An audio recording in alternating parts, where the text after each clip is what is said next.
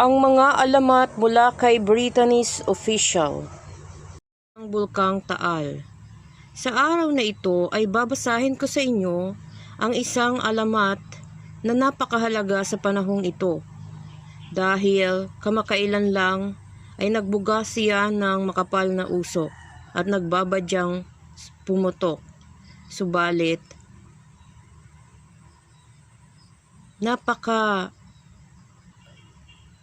napakabait ng Diyos sa atin sapagkat hindi pa siya sumabog, kaya sana manatili siya sa kanyang anyo. Uumpisahan ko na muna ang pagbabasa para sa inyo. Sana ay kapulutan ng magandang aral at malaman nyo kung saan nagmula at bakit siya tinawag Bulkang Taal. Bago ang lahat, sa lahat ng update, subscribe nyo lang po ang aking channel, Brittany's Official. I-like at i-share nyo po ito. Magandang araw. Ang alamat ng Bulkang Taal. Mayroong isang dato na bukod na maganda ang kanyang reputasyon, mabuti siyang pinuno, maayos at maganda ang pamamalakad sa kanyang nasasakupan. Dato Balinda ang tawag sa kanya. Ang kanyang balangay ay matatagpuan din ang balangay ng Batangan. Isang anak na babae ang madalas pagtuunan ng dato bukod sa kaisa-isa lamang, magigiliw ka sa taglay nitong katangian. Maganda, mayumi at mahinhin si Taalita at mapagmahal sa sariling tradisyon at kultura. Prinsesa Lita o Taalita ang tawag sa kanya, na ang kahulugan ay taal sa Tagalog at puspos ng ugaling kinagisnan. Masasabing si Prinsesa Taal ay mahalin tulad sa pag-usbong ng bulaklak na wala pang nakakadapong bubuyog upang higuping ang tamis ng kanyang pagmamahal. Ang kanyang kutis ay sariwa at humahalimuyak. Dahil ang tirahan ay malapit sa lawa, nakahiligan ng Prinsesa Taal ang mamangka. Nang lumubog ang araw sa lawa ng Bunbon, mayroon isang pagkakataon pagkatapos mamangka ay luhaang humarap si Prinsesa Taal sa kanyang ama na si Haring Balinda. "Ama, mapapatawan mo pa sana ninyo ako. Mayroon po akong kasalanan na nagawa. Pagkagalit ay huwag mo sanang magawa." "Anak, bakit ka umiiyak? Ano ba ang nagawa mong pagkakamali?" "Mahal kong ama, nahulog po ang singsing ko sa lawa habang ako'y namamangka," sagot ng prinsesa na animo ay nahihintakutan. "Ano? Dapat ay maging maingat ka. Iyan lamang ang bagay na papaalala sa amin ng iyong ina sa aming pagmamahalan. Ilang ninuno na natin ang napasasalin ang singsing na yan. Saksi iyan sa aming sumpa ang binigkis na nasira mong ina." "Alam ko pong napakahalaga ng singsing. Minahal at pinakaingatan ko ang singsing gaya ng pagmamahal ko sa aking ina," sagot ni Prinsesa Taal na lumuluha. Lumuhod si Prinsesa Taal sa harap ng ama. "Anak, tumayo ka't huwag umiyak at lumuha. Naguguluhan lamang ang iyong narinig na balita mula sa iyo. Alam mo ba, ang singsing na yan ay binilin pa sa akin ng iyong ina bago siya mamatay. Sinabi niya sa akin na ipagkaloob ko sa iyo tanda ng aking pagmamahal at pag-aalala sa iyo. Tumahan na anak at pagkagalit ko'y kinalimutan ko na," paamong wika ng dato. Niyakap ng dato si Taal na halos mapaiyak ng sandaling iyon. "Huwag kang mabalisa, hahanap tayo ng magagaling lumangoy upang sisirin ang nahulog mong singsing," paliwanag ng dato. "Salamat ng marami, ama ko. Ako po'y nagagalak sa pangunawa ninyo." Ilang sandali pa ang lumipas. "Anak, hindi ba dapat ika'y mag-asawa na? Nasa tamang edad ka na para lumagay sa tahimik. Matanda na rin ako at kailangan ko ang isang matapang na dato na siyang hahalili sa akin. Kailangan mo rin ng makakasama pag ako'y lumisa na.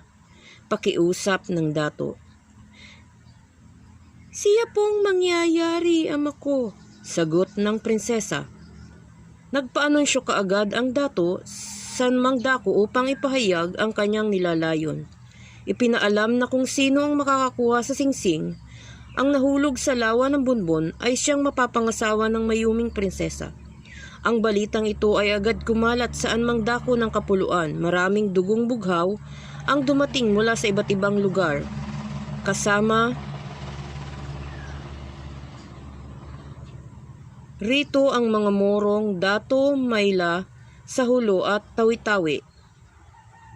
Hindi rin nagpahuli ang angka ni Bukaneg. Mula sa Kabisayaan at Kabikulan, hindi rin nagpadaig ang Kapampangan at dumating si Dao Pisot upang subukan ang kapalaran sa sinamang palad. Walang sino mang nagtagumpay upang maibalik ang singsing ng prinsesa. Maraming araw ang lumipas sa paghihintay ng mag-ama. Pagkainip ang kanilang naramdaman. Di kalaunan may isang dato ang humingi ng tulong sa mga anito. Panalangin, tulungan siyang masisid ang nawawalang singsing mula sa prinsesa. Dato Mulawin ang ngalan ng lalaki at nagmula siya sa Nasugbo. Matyaga niyang nilusong ang lawang bunbon. Mula umaga hanggang hapon, walang tigil sa paglangoy. Habang sa pagsisid ni Dato Mulawin ay may nahuli siyang buteting laot na malaki ang tiyan. Nagtaka ang lalaki dahil maliit na butete ay malaki agad ang tiyan nito. Ginawa niyang hiwain ang tiyan nito upang malaman ang laman. Ngunit laking gulat niya, matagpuan doon ang nawawalang singsing ng prinsesa. Isa itong himala! Laking tuwa ni Dato Mulawin. Ito ang tugon sa panalangin ko at magandang hangarin sa Prinsesa Taal. Kaya't ang pangako ng pinunong dato ay nangyari. Agad ikinasal si Prinsesa Taal kay Mulawin. Nagdiwang ang buong balangay. Mayroong sayawan at kantahan. Lahat maligaya sa nangyaring okasyon. Ang pagsasama ng mag-asawa ay nasaksihan ng buong balangay. Ang magandang pamalakad ni Dato Mulawin ay masayang masaya sa Prinsesa Taal sa piling ng asawa. Subalit ang pagsasama ay hindi laging masaya. Madalas may problema ring dumarating na hindi nagiging balakid sa pagsasama. Isang gabi, maliwanag ang sikat ng buwan na masyalang mag-asawa. Ang gabing iyon ang simula ng gulo ng kanilang pagsasama. Mayroon isang matandang nuno pala ang nagmamay-ari ng lawa ng bonbon. Matagal niyang sinubaybayan ang takbo ng pangyayari sa palasyo. Masayang pagsasama ni Dato Mulawin at Prinsesa Taal. Ang matandang nuno pala ay naiinggit sa sarap ng buhay, palasyo at masayang pagsasama ng mag-asawa. Nang gabing ring iyon, namangka ang mag-asawa sa lawa. Habang sumasagwan si Dato Mulawin, siya namang kumakanta ang prinsesa kasabay ang tugtog ng kumintang. Nang makikita ang prinsesa ang magandang bulaklak ng lotos, dahil nabighani ito, pinilit niyang inabot. Sa kasamaang palad, ang prinsesa ay nahulog at lumubog. Bilis namang tinalo ni Dato Mulawin ang asawa upang sagipin, subalit kapwa sila lumubog. Lumubog sila dahil sa kapangyarihan ng matandang nuno na binalak na silang mapinsala. Ang mga alipin na nakakita sa pangyayari agad binalita sa taga roon. Marami ang nagtangkang sisirin ang dalawa upang makita ang bangkay, ngunit nabigo silang lahat. Mula noon, isang pulo ang lumitaw sa gitna ng lawa bonbon. Ang tawag nila rito ay Bulkang Taal. Pangalang binigay ng datong pumalit kay Mulawin. Tanda na rin ito para laging maalala si Dato Mulawin at Prinsesa Taal. At yan na po nagtatapos ang kwento ng Bulkang Taal na sana ay nakapulutan ng aral at makapagbigay ng impormasyon sa inyong lahat. Ayan po ang napakagandang kwento ng Bulkang Taal. Salamat sa inyong panunood. Enjoy your watching. Thank you for watching. Like and subscribe and share. Thank you.